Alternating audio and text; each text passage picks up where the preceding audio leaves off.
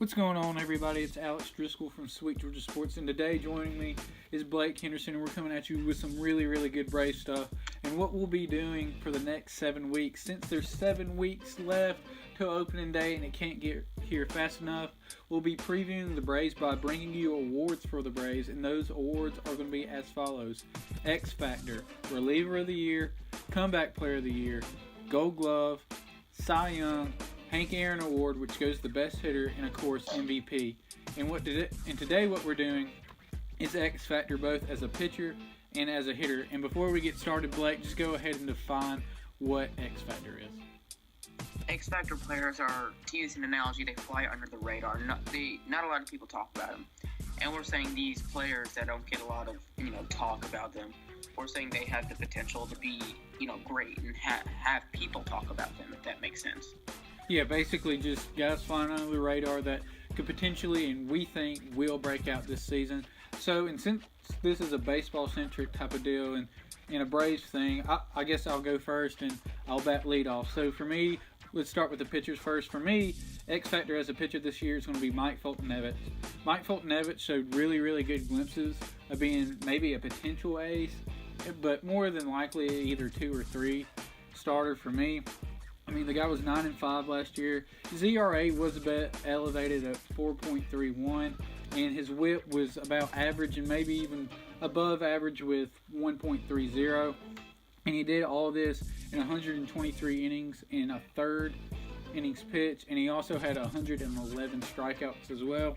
For me, Mike Foltynewicz has all that is needed to be a pretty good pitcher. He has a plus fastball that he can run up in the mid to upper 90s, a great changeup, a good sinker that he's getting more feel for, and then a very plus curveball and breaking ball that he also has. The thing for me is he just needs to consistently put together quality starts. For me, last year when I was watching, it seemed like he'd go from good start to bad start, then good start to bad start, and he really couldn't just put together 2 consecutive or maybe even 3 consecutive consistently quality starts right there for Mike Foltynewicz. And also, he just needs to get into a good rhythm and he doesn't need to get flustered.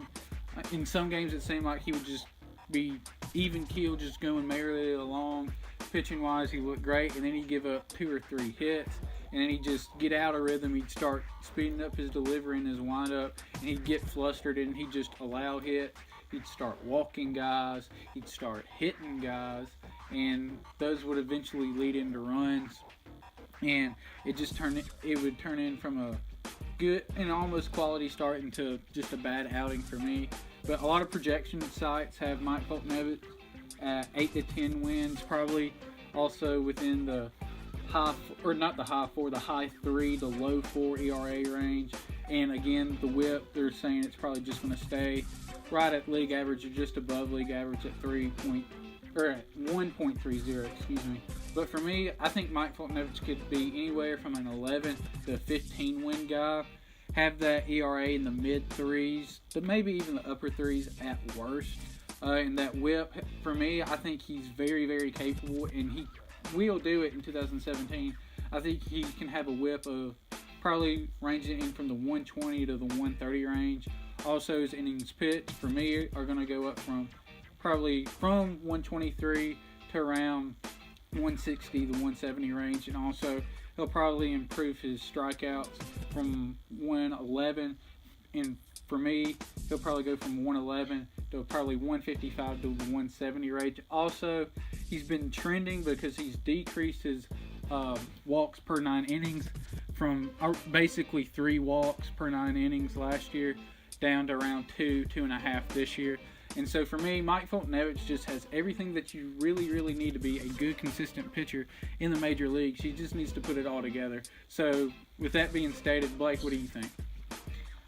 Mike Foltynewicz is a really intriguing pitcher because he catches your eye. I mean, the dude is 6'4", 220, but also his fastball is so fast. Sometimes his average is 95.85 miles an hour, which is 2 miles an hour above the league average. But sometimes you'll see him even touch the 99 miles per hour range, which is really something to see considering he's a starting pitcher. But what is the downside to him is that he can't really control that fastball. If you look at his chart for where he pitches the ball, most of his balls are outside of the strike zone, which is a bad thing. And whenever he does get in the strike zone, considering to a right-handed batter on the inside, their average is around the 425 range in the infield high, which is not a good thing. So he really needs to work on his control. And bleeding into that is that he's a hothead.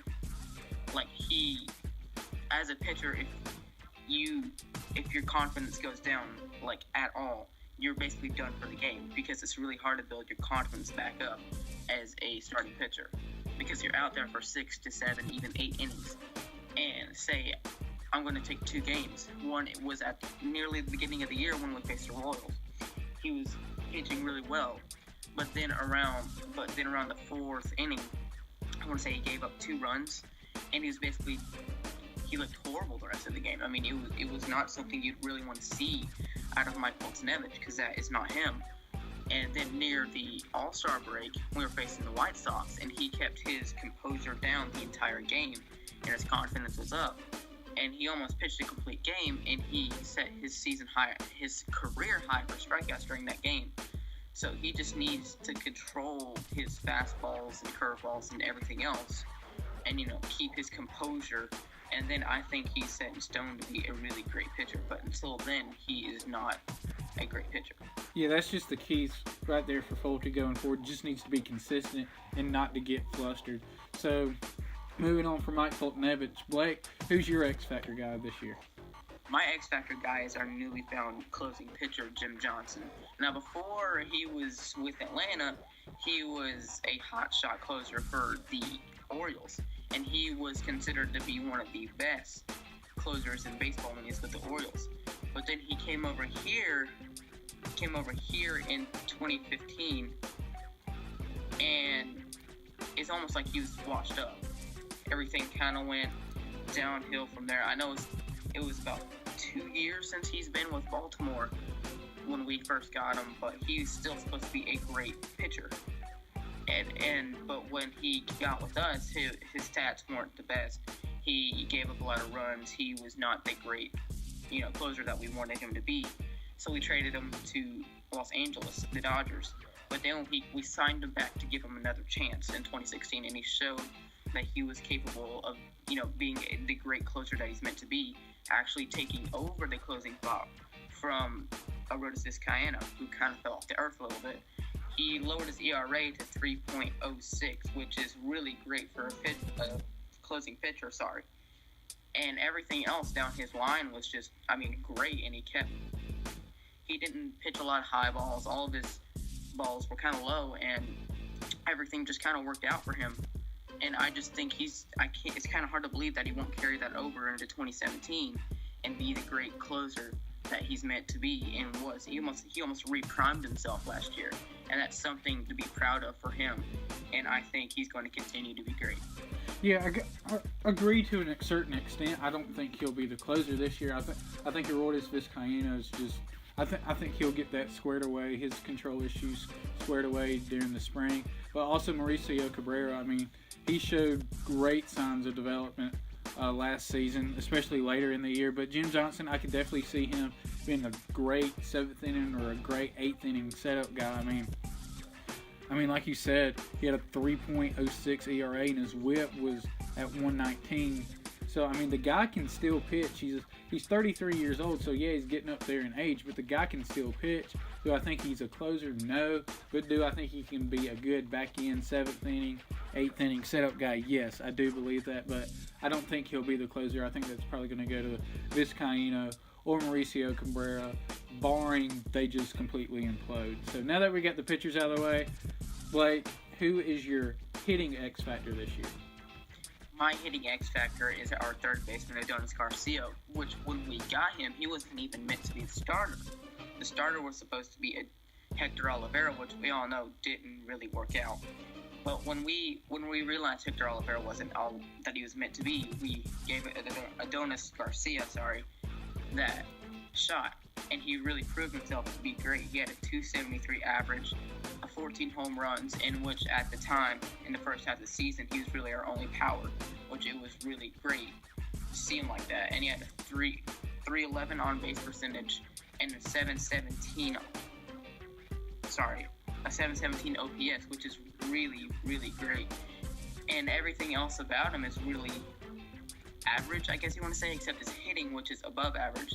Even though we had to send him down during the year because he had some of his down moments, he came back and he showed us that he was great. And before we sent him down, he had some fielding problems, and he kind of solved those after he came back up, making some amazing highlight plays, kind of almost being our Andrelton Simmons with our highlight plays, which was exciting to see coming back to Atlanta. And I just see this guy. I know he's going to have a lot of competition this year with a lot of our prospects coming up at third base, like Rio Ruiz already came up last year. And I just see him holding him off for at least one more year, and I think he will do some great things this year for Atlanta. Yeah, again, I can agree to that to a certain extent. Do I think Adonis Garcia is the future of the Braves there at the hot corner at third? No, I don't. I think right now he's just a placeholder, and he's just keeping the seat warm for either Rio Ruiz or Austin Riley, who'll probably be up in the next 2 to 4 years possibly if he continues to develop right. But for me, Adonis Garcia, I mean, he showed signs that he could be a great power bat in this lineup. I mean, he batted second sometimes before Dansby came up and started really batting second and really came on. But, I mean, sometimes Adonis Garcia looked aggressive to a point and to a certain extent, and he kind of looked over-aggressive. That's the thing for me. He just looked over-aggressive and just too eager and try to do too much. But I think if he can just know his role and just settle into that role, I think he'll be fine. And hey, who knows? Maybe he'll bring some pop to the bottom of the order because he'll probably be either batting 7th or 8th. But for me, my hitting X factor this year is going to go to Nick Markakis.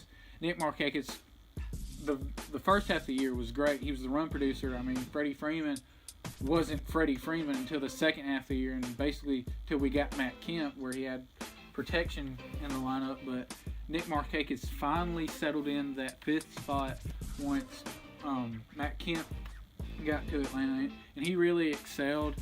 I mean, the guy had 89 RBIs, which nobody saw coming. I mean, that literally came out of left field. But for Nick Markakis, a lot of projection sites have him in the 270 range for his batting average. His on base percentage is probably going to be in the 340s. His slugging in the 380s, and his RBIs for most of these projection sites are going down 30 from 89 to 59 RBIs, which I totally disagree with.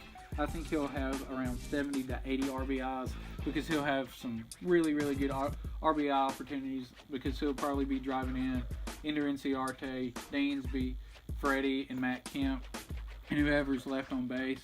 I mean, for me, Nick Markakis is the guy nobody's talking about and is the guy that probably will be the X factor this year in this Braves lineup in the 5th spot, that nobody really says, hey, look at Nick Markakis, he's having an MVP-like year. I don't think that's going to happen. I think he'll just be the same good, consistent player that he's been since we've gotten him since I believe it was 2015 when we signed him from Baltimore. But anyway, so that's my X factor is Nick Markakis. And so with that being said, we are through. We are out of time. And so if you like this video, leave a comment on who you think your X factor could be as a pitcher or a hitter. Subscribe to the channel and check us out on Twitter and Instagram at Sweet Georgia Sports. Thanks, God bless, and chop on it, man.